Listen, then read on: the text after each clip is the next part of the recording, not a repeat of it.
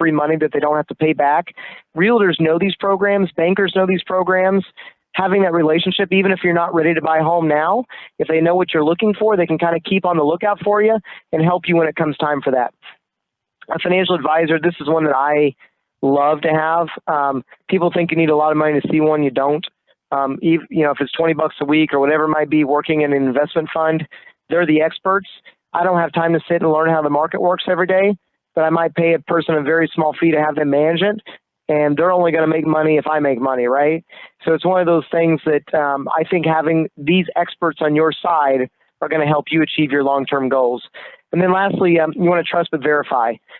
It's always good to trust people, but verify to make sure they've got the credentials. You just ask them, can you show me, give me some clients that are success stories that I could talk to before I decide to go with you? There's a lot of people out there that maybe have done some bad things. So just because it sounds good on the front, do your research to make sure that they're really good at what they do and they're trusted, and verify that as well. And that is what I've got. So I'm going to try to pause this sharing here if I can. Okay. That's a lot of material wrapped up in an hour or a little bit less. But first of all, did it make sense? Okay, any questions you have that I would be more than happy to answer if you have any. I think I have a couple questions. Okay, we'll go. Is it Kyla, and then we'll go to LaDawn? I think mine's a long question. She can go.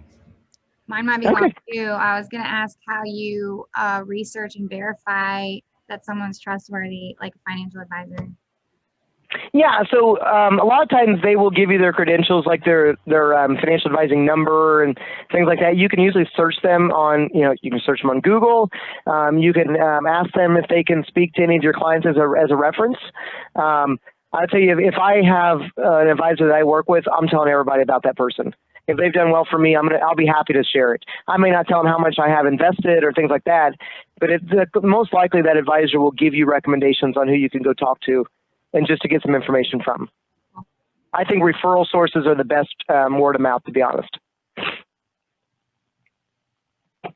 That was all I had. Okay, perfect. Great question. Okay, mine is kind of unrelated, but I think it's beneficial, really. So, do you know anything about Bitcoin and why is it talked about heavily? Yeah, so I'll be honest. I've watched a documentary on Netflix on Bitcoin. I didn't understand one bit of it, so I did not invest in Bitcoin. I'll tell you that. Now, could I have made a fortune? Yes, right? I mean, there's people that are multi-millionaires if they got in the right time. For me, cryptocurrency is so new that I don't understand it enough to invest in it. Personally, I'm only going to invest in something if I really understand it, because I've seen people lose money, a lot of money. It fluctuates so much. So for me, when I look at investments, I look at a long-term, consistent. It's not exciting. It's not sexy. It's not anything like that, right? But it's slow, short-term growth to meet my long-term goals. Are there ways to make a quick buck like Bitcoin? Probably so. But for me, the risk outweighed the benefit for me. Now, do I wish I could have got it at the very beginning? Yeah, probably so. Now that I know that it's done well. But for me, it was just a little complicated when I talked to the advisor. Didn't know much about it either. Same thing went true with when Facebook launched their IPO and went public. They were the first social media to ever do so. They were expecting this big old, I think it was supposed to launch at $69 a share. They had big investors like JT, Justin Timberlake, and all these people get into it. And then it didn't produce, and it went down to $39. My advisor said, I don't understand it enough yet, and we've never seen it happen, so I'd say shy of it. Do I wish I could go back and change that? Well, let's see. When it launched on day one, it was $39, and now it's $272 a share. Yeah, I wish I would have went back on it, but at the time it was a little bit risky. So for me, I look at consistent growth, and I'm going to trust my advisor. And if he feels it's too, it's about them knowing what your risk tolerance is. If you're okay with taking on risks, then they're going to give you some options for that. It was interesting to see the stock market with this whole GameStop thing that happened. I don't know if it's confusing, but really what happened is a whole bunch of people got on Reddit, and then they all invested to short the market, right? I don't know if you've ever seen The Big Short. If you haven't, it's a great movie. It's really sad, horrible language, so if you have kids, don't let them see it. But really what they did is they bet on this. The GameStop was out there. It was getting ready to go down. They're getting ready to file bankruptcy, getting ready to close. So the stock kept going down. So when a ton of investors, small investors, spent a whole bunch of money buying shares, on the other side, the hedge funds saw that value drop and they had to get enough money to bring it back up. So every time it kept going up, the hedge funds had to make it go higher so they wouldn't lose money. Well, what happened is it got so high the hedge funds couldn't afford it, and they lost billions of dollars because so many small investors took over. And what you saw, I think it got up to around $400 or $500 a share. And hopefully those people got out because now it's at $45 a share a couple weeks later. So those are those risky things where can you make a lot of money? Yes. I'm not a financial advisor. I'm going to trust in the experts and ask them what their thoughts are. So I am more in the long haul of making slow, consistent growth versus that quick buck. But it'd always be nice to be able to travel back in time to make some extra money. Yeah.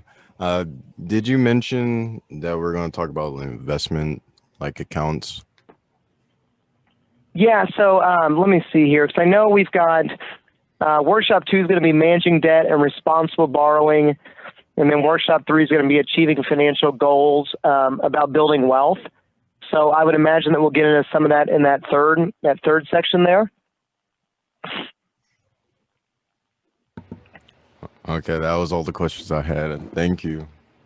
And if you have questions, would you submit them to Marcus so that I know that I can make sure I answer those during those particular topics?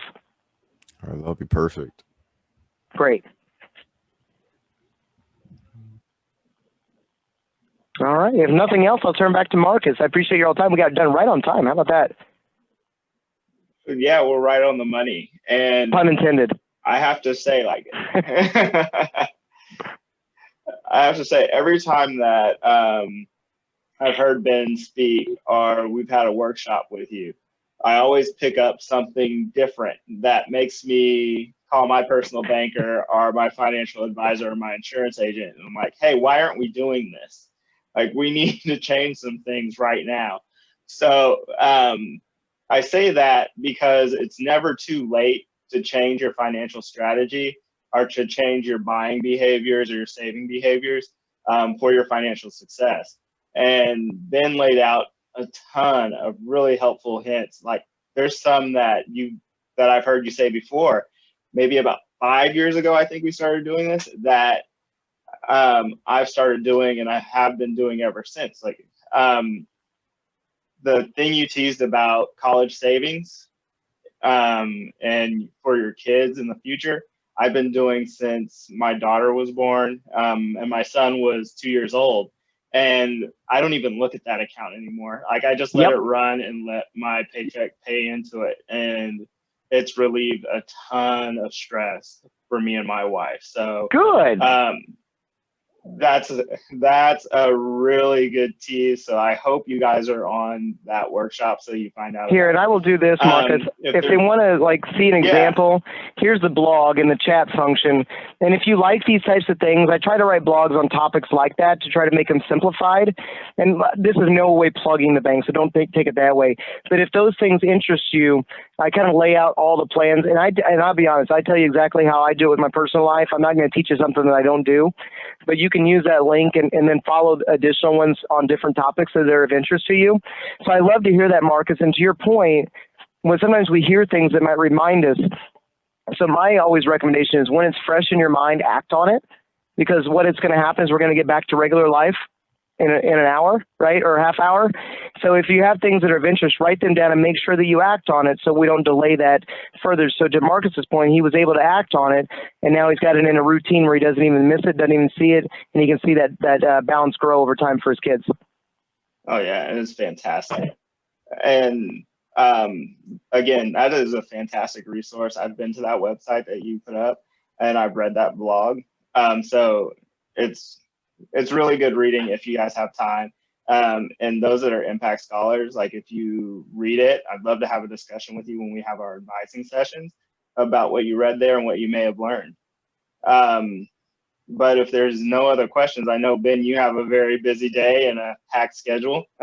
So I'll let you get back to the rest of your day. And again, if you guys have questions, please forward them to me. You should have my email address. And I will get those set up so we can answer them during the different workshops that we have. Perfect. Thank you all. Have a great rest of the week. And thank you, Marcus. Thank you, Ben. Take care. All right. See ya. Thank you.